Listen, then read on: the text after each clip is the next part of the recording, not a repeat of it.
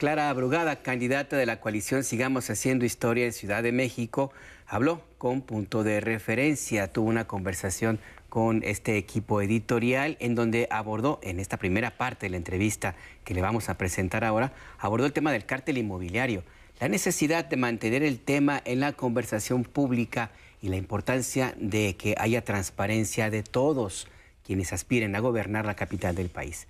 Veamos, esto es la entrevista con Puntos Electorales.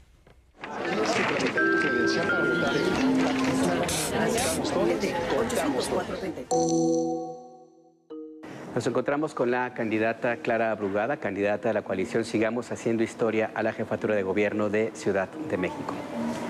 Clara, gracias por esta conversación. Hola, Alberto, hola, Zulia, aquí estamos. Bienvenidos.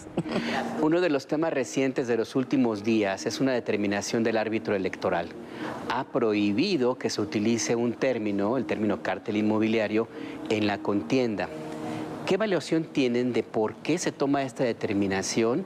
No son pocos los que plantean que es una actitud que no totalmente es imparcial de la autoridad que debe ser imparcial. Sí. A mí me significó o me llamó la atención, me alertó de lo que está pasando en el Instituto Electoral de la Ciudad de México, que una comisión tome este tipo de decisiones que yo no había visto en ninguna otra campaña en este país. Prácticamente censurar sobre temas que no le corresponde al Instituto Electoral intervenir, si son ciertos o no son ciertos. El cártel inmobiliario es una realidad, existe en esta ciudad y por supuesto que Santiago Taboada es un representante integrante de este cártel, puesto que en su propia administración, cosa que se decía que era en otros gobiernos, sino en su propia administración, se siguen encontrando semana con semana inmuebles con manifestaciones de construcción irregulares que han permitido construir pisos de corrupción cuando él era alcalde. Entonces, el Instituto Electoral pues ha dejado mucho que desear. En concreto, la Comisión de Quejas del Instituto Electoral.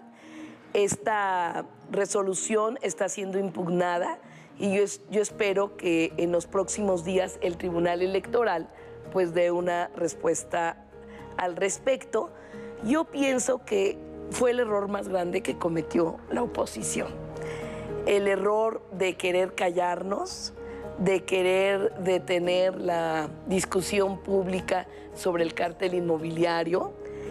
¿Y por qué lo hace o por qué lo hizo? Desde mi perspectiva es porque van perdiendo y porque no quieren, por un lado, que la población los siga relacionando con lo que realmente ha pasado en esta alcaldía desde hace algunos 10 años, que es el escándalo más grande del siglo en la Ciudad de México sobre corrupción en la ciudad. ¿Por qué es importante para Clara hablar del cártel inmobiliario? ¿Cómo se diferencia este tema de otros que entran dentro de lo que uno puede entender como una batalla electoral, incluso de cara a lo que Clara Brugada propone en el futuro para contener, para combatir una cosa tan importante para la población, que es la corrupción? Bueno, en primera creo yo que los candidatos que aspiramos a la jefatura de gobierno, pues tenemos que hablar con la verdad a la población. Y a mí me parece que eso no ha sucedido de parte de nuestros contrincantes.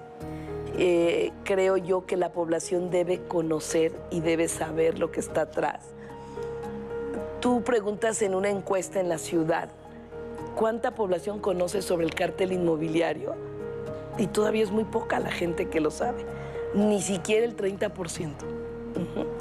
Entonces, en una campaña en donde lo que está en juego es el futuro de la ciudad, el gobierno que lo tendrá que asumir, si quiere extender corrupción o quiere extender un gobierno honesto, un gobierno que atienda a la población, es fundamental que la población sepa de qué se trata, por qué decimos que el contrincante del PAN